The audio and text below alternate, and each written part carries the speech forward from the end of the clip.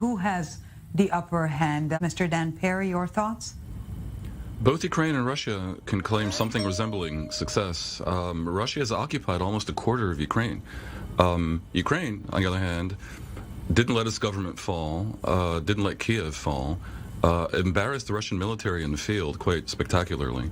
I would say that Russia is a stronger party on the ground, and that's a version of the upper hand, but Ukraine has performed better relative to expectations. Is there an end in sight? It's hard to imagine an end without some major change in the situation, be it the fall of Putin or the fall of Zelensky or the fall of Kiev or some nuclear accident.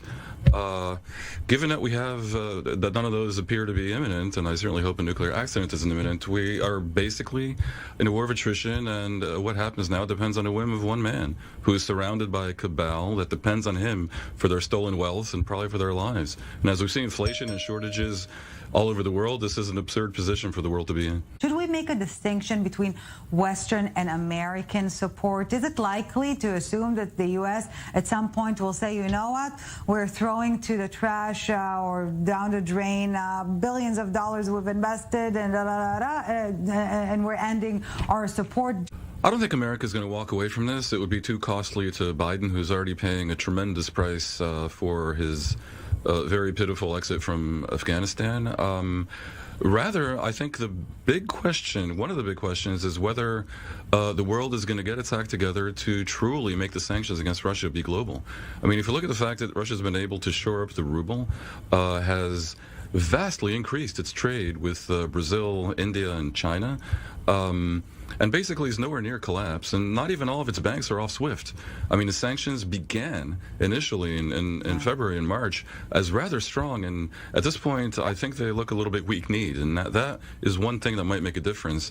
Although, of course, for that, you need to get Russia, or rather India and China on side, which doesn't seem likely without monumental pressure. And speaking about cohesion or unity of foreign entities, will a nuclear incident, as Mr. Perry put it, be enough to trigger Article 5, Dr. Morozov?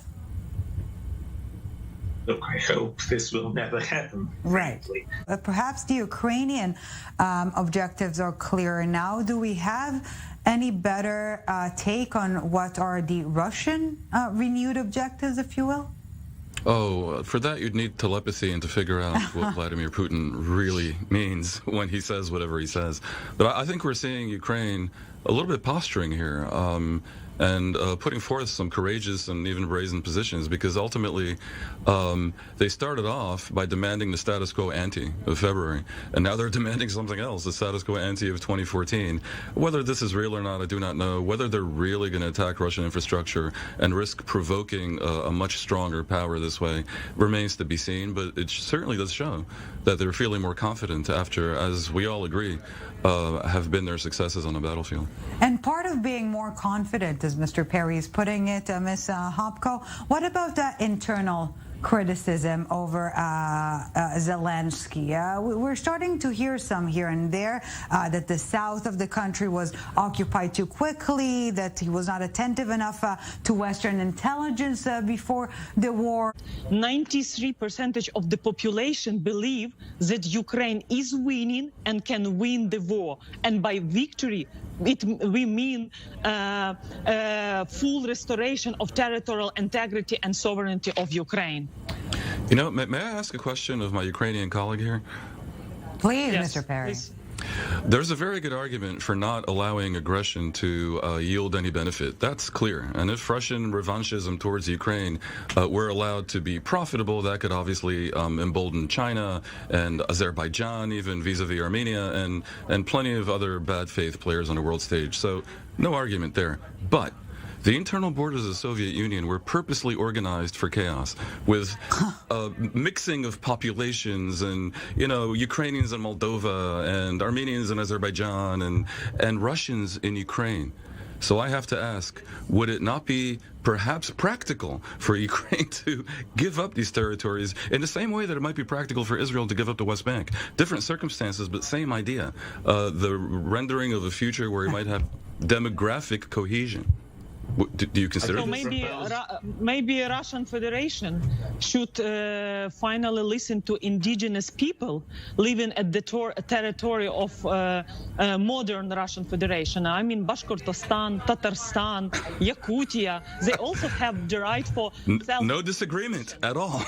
Every inch of Ukraine should be free from Russian occupiers.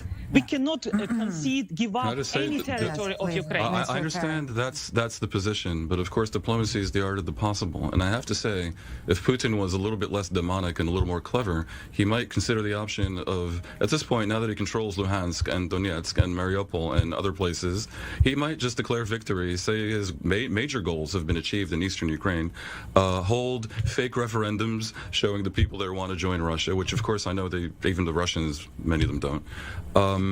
And move on. And I think at that point, the world, which fears the consequences of this conflict, and even Ukrainians who are talking tough now, but I mean, they're not enjoying this war, might be willing to cut their losses and move on. And Russia, of course, would remain a pariah state, but the war would be over. Freezing their achievements, so to speak. Yes, well, it's so difficult to imagine where we will be 6 months from now and how the world will look like. But luckily for us, you will be around during the upcoming months to continue analyzing the current and future state of affairs. Mr. Dan Perry, Dr. Boris Morozov, and Hannah Hopko, thank you so very much for your time.